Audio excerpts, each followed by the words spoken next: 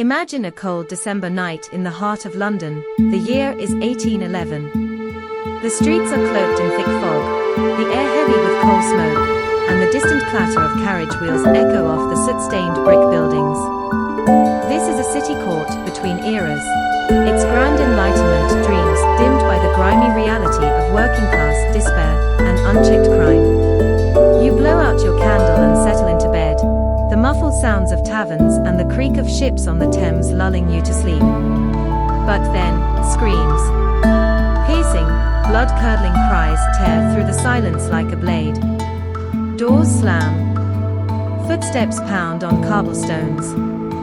Whispers of horror rise like a tide as neighbors gather in their nightclothes, clutching lanterns and looking toward the Marr household. By morning, the truth is chillingly clear. An entire family has been butchered in their own home. No valuables were taken. There's no evidence of a break-in. No signs of a struggle. Just 4 lives wiped out with methodical savagery, one of them, a baby no more than a few months old. And as if that weren't horrifying enough, the nightmare doesn't end there.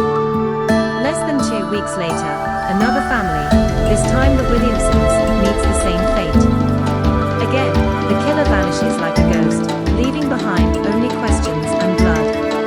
The city is in a state of paralysis. People start locking their doors for the first time. Rumors of a demon, a beast, or a madman begin to swirl through the alleys and pubs. This wasn't just a murder. It was a psychic blow to a city already teetering on the edge. London in 1811 was a paradox, the capital of reason and empire, yet also a breeding ground for vice, squalor, and desperation. These murders tore through the thin veil of civilization, exposing a festering underworld and the fragility of public trust. The Ratcliffe Highway Murders weren't just another tragic headline. They were a seismic event that left an entire city looking over its shoulder, and would haunt its memory for generations to come. Even decades later, when Jack the Ripper began his own reign of terror, Londoners and criminologists alike couldn't help but look back at 1811 with a shudder and wonder, was this where it all began? Hello everyone, and welcome back to the Crime Keepers, the place where history bleeds into psychology, and where we don't just tell you what happened, we explore why it happened. If you're someone who loves peeling back the layers of the past to uncover the motives, the madness, and the societal rot beneath the surface, then you're in exactly the right place. Today, we're heading into one of the darkest corners of London's criminal destination. The winding, grimy alleys of East London, circa early 1800s. But while the Ratcliffe Highway Murders occurred in 1811, their roots stretch decades earlier, tangled in the underbelly of 18th century London. A city bursting at the seams with contradictions. This was a time when opulence and destitution existed side by side. Aristocrats dined behind gated estates while, just blocks away, entire families crowded into filthy tenements. The River Thames carried both royal barges and floating corpses. And in the shadows of this chaotic city bloomed a complex ecosystem of vice and violence, bustling brothels, ruthless street gangs, illegal gin dens, and a black market economy that the Crown could barely control. These weren't isolated criminal acts. This was organized crime before the term even existed, a network of survival and savagery forged in soot and desperation. And the Ratcliffe Highway Murders. They were the bloody crescendo of this long-simmering tension. They weren't just about a man with a weapon, they were about a society stretched to its breaking point. As we unravel this case, we won't just be tracing the steps of a killer, we'll be probing the very psyche of Georgian London. Because this wasn't merely a crime of passion or opportunity. It was a moment when the ideals of the Enlightenment, rationality, order, and human progress collided head-on with the raw brutality of street life, and the result was a kind of collective psychological collapse. So fasten your seatbelts, crime keepers. We're going beyond the bloodstains, into the mind of a city unraveling. The horror began on a bitter winter night, December 7, 1811, a night that would etch itself into London's darkest lore. In the narrow, bustling streets of Wapping, not far from the docks that fed the Empire, the Marr family closed up their shop and settled in for what should have been an ordinary evening. Timothy Marr, a former naval officer turned linen draper, was known to be hardworking and respectable. His wife, Celia, was quiet and devoted, caring for their infant son with the help of their young apprentice, James Gowan. There were no enemies, no debts, no warning signs. But by dawn, every one of them, except the servant girl who escaped, was dead. The killer had entered their home with almost surgical precision and dispatched each victim with chilling efficiency. The murder weapon, a maul, a heavy, hammer-like tool, caked in blood and brain matter, possibly one used by shipwrights who worked the docks nearby. The infant was not spared. No mercy. No robbery. Just raw annihilation. The city hadn't yet caught its breath when another family fell, just 12 days later, and only a few streets from the first crime scene. This time, the victims were the Williamsons, a couple who ran the King's Arms Tavern. They, too, were slaughtered with brutal force. Their throats were slashed, their bodies left in heaps, and again, the killer had vanished without a sound. It was as if London had become a stage for a phantom butcher, one who didn't kill for money, jealousy, or revenge, but for something darker, more primal. And perhaps most chillingly, more methodical. The fact that these murders occurred in quick succession, with the same cold efficiency and nearly identical weaponry, suggested something unheard of at the time, a pattern. A repetition of violence. A mind governed by compulsion. But this was 1811, before fingerprints, before DNA, before the idea of a centralized police force. There was no Scotland Yard, no criminal profiling, no name yet for what this kind of killer was. In fact, the term, serial killer, wouldn't even be coined for another 160 years. The idea that someone might kill repeatedly, simply for the act of killing, was unthinkable to most. And so, the city froze. People double-bolted their doors, refused to leave their homes after dark, and cast suspicious glances at their neighbors. Fear blanketed London like the ever-present fog that rolled off the Thames. For the first time, the citizens of London began to realize something terrifying. That evil could be both ordinary and invisible, and it might be living right next door.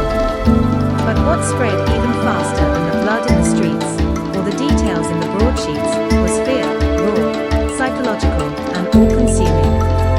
Londoners weren't just frightened of the murders themselves, they were shaken to their core. Parents kept their children indoors. Shopkeepers armed themselves behind counters. Even seasoned dock workers, men who had faced storms and mutinies, found themselves scanning the fog for a shadow that might never come. This wasn't fear of a person.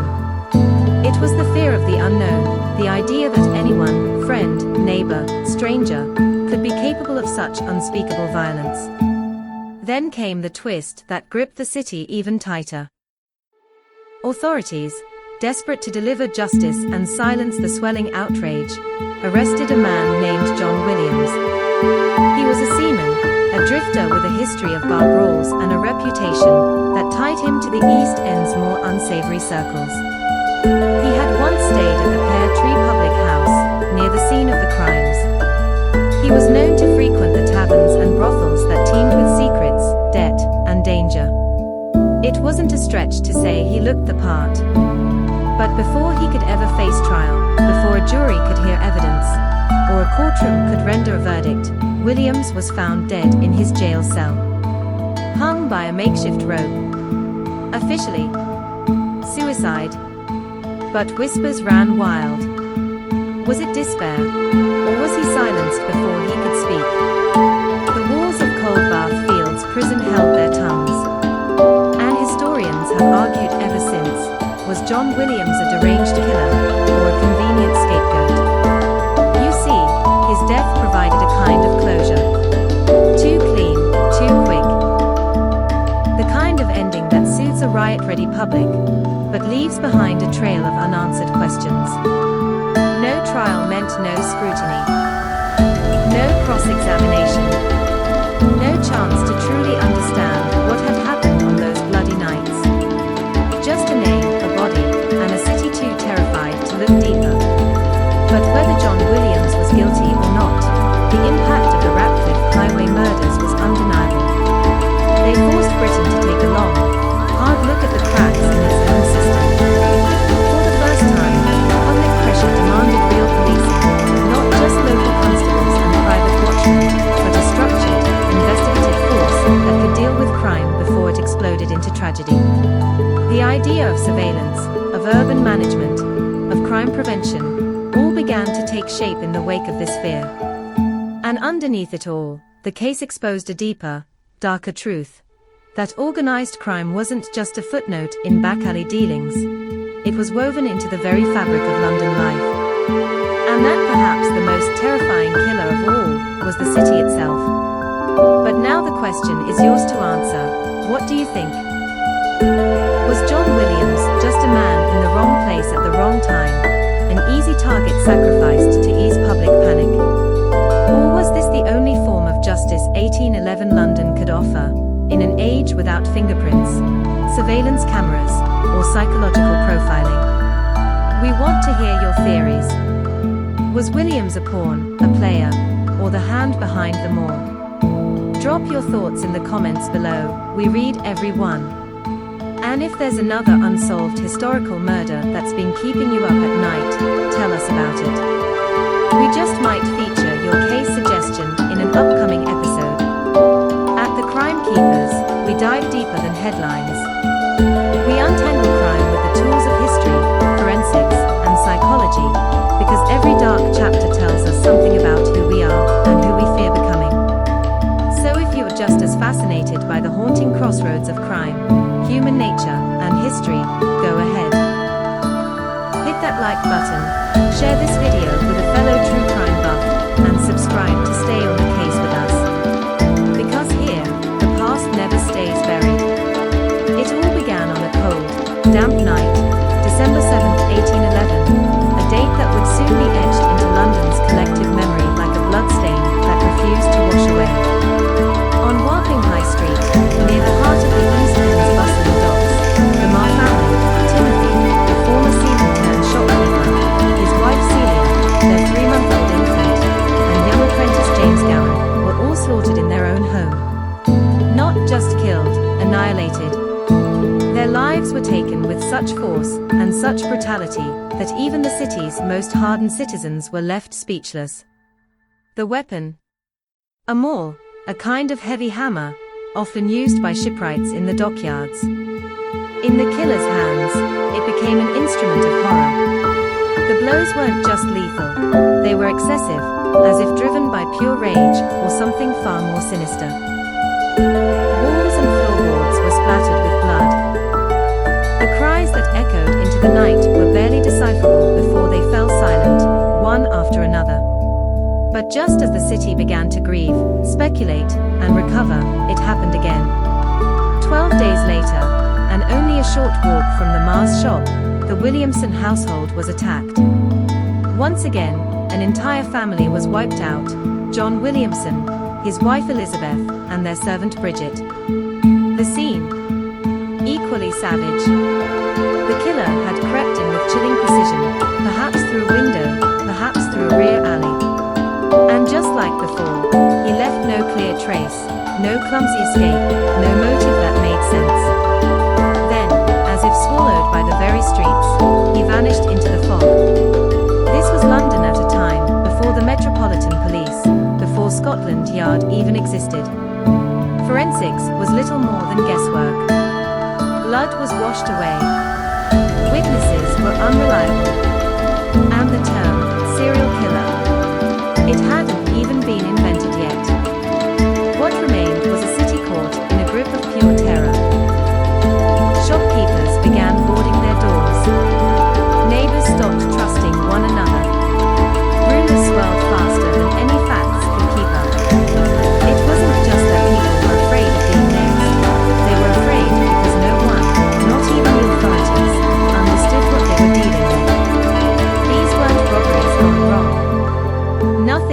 been stolen. These were targeted acts of inhuman violence, carried out with a cold efficiency that suggested planning, maybe even a deeper madness. And for the people of London, already teetering between order and chaos, it felt as though the devil himself had taken up residence among the smoky alleyways of the East End. But while the murders themselves were terrifying, it was the psychology of fear that truly took hold and spread like wildfire. Long before rolling news or social media, before the term mass hysteria had entered the medical lexicon, Londoners found themselves consumed by the invisible weight of dread. Tavern conversations turned into whispered theories. Streets emptied at sunset. And the once bustling alleys of East London, filled with hawkers and dock workers, were now haunted by suspicion and silence. Newspapers, of course, carried the story, but it was the people who carried the fear. The randomness, the lack of motive, the silence of the killer. It made every shadow feel like a threat, and every stranger a suspect. Then, seemingly out of nowhere, a name emerged: John Williams. A seaman, already drifting on the fringe of polite society, with connections to local taverns, brothels, and the grim undercurrent of London's East End. He had no clear alibi. He'd lodged at a house close to both crime scenes. His boots, some claimed, matched footprints in the blooded floorboards. So the authorities moved fast. Maybe too fast. Williams was arrested and jailed while the city held its breath. Finally, it seemed, there would be answers. A trial. A reckoning. But just days before he was set to face court, he was found dead in his cell. A hanging. A verdict. Suicide. But was it? Or had someone silenced him before he could speak? To this day, the question echoes through the halls of true crime history. Was John Williams the real killer? A man with a dark past and darker urges? Or was he simply a scapegoat, sacrificed to quiet a city on the brink of chaos? The truth may never be known. What we do know is this: the panic that erupted in 1811 didn't just vanish when Williams died. It exposed something deeper, a rot at the heart of London's criminal underworld and the state's inability to control it. In the wake of the Ratcliffe Highway Murders, public pressure exploded. The British government could no longer ignore the glaring holes in its policing. Citizens demanded better protection. The idea of a centralized, organized police force, which had once seemed radical, now felt urgent. The murders forced the city to rethink surveillance, law enforcement, and the dangerous blur between common crime and calculated terror. It marked a turning point, a moment where the modern police state began to take form, all because one killer, or perhaps one convenient suspect, shook the entire nation to its core. So, what do you think? Was John Williams simply in the wrong place at the wrong time? A man swallowed up by a justice system desperate to close the case and calm a panicked public? Or was he, in fact, the faceless figure who crept through the fog, wielding that blood-soaked maul with chilling precision? We want to hear your theories. Was this a case of justice served, however imperfectly, given the tools of the era? Or are we still missing a crucial piece of the puzzle more than 2 centuries later? Drop your thoughts in the comments. No theory is too far-fetched when it comes to cases like this. And while you're at it, if there's another unsolved historical murder you've always been curious about, let us know. Whether it's Victorian London, Renaissance Italy, or Prohibition-era America, we might just feature your suggestion in a future episode. If you're captivated by how crime, history, and human psychology weave together to shape the world we live in, then you're in the right place. Hit that subscribe button, give this video a like, and share it with someone who loves a good mystery. At The Crime Keepers, we don't just tell stories, we dive deep into the minds, the motives, and the moments that changed everything. Until next time, stay curious, stay safe, and keep asking the questions history left unanswered. The The Ratcliffe Highway Murders didn't just claim lives. They shattered the very fabric of what people thought life in London could be. In a city racing toward modernity, where gas lamps flickered like promises of progress and Enlightenment ideals filled the air, the brutal slaying of two entire families pulled everyone back into the dark. These murders weren't just crimes. They were collective trauma, a rupture that exposed just how fragile the illusion of safety truly was. In the silence that followed the bloodshed, something deeper emerged, a revelation about society's underbelly. About how, when pushed to the edge, fear doesn't just live in the streets, it rewrites laws, reshapes cities, and redefines what we consider civilized. Because that's what fear does, it changes us. The legacy of these murders still echoes today. Not only in the archives of crime historians or the cobwebbed shelves of legal reform, but in the very way we think about safety, justice, and the fragile line between order and chaos. So the next time you find yourself wandering down a quiet London street, perhaps near Wapping, or the narrow lanes of the East End, listen closely. That stillness you feel, it's not just peace. It's history, coming beneath your feet. A past that refuses to stay buried. A mystery that never truly died. Because beneath those cobblestones lies a story soaked in blood, shadowed by fear, and forever etched into the city's soul. Thank you for joining us on this journey into the heart of darkness. Remember, stay curious, because curiosity keeps us sharp. Stay aware, because awareness